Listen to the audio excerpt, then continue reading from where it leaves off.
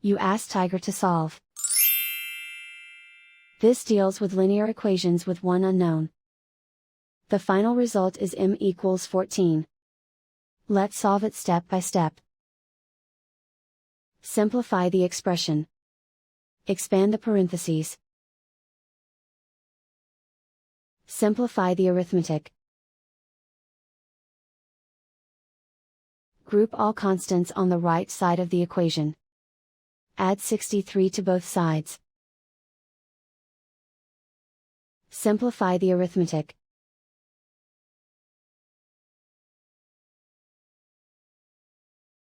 Isolate the m. Divide both sides by 7. Simplify the fraction. Find the greatest common factor of the numerator and denominator. Factor out and cancel the greatest common factor.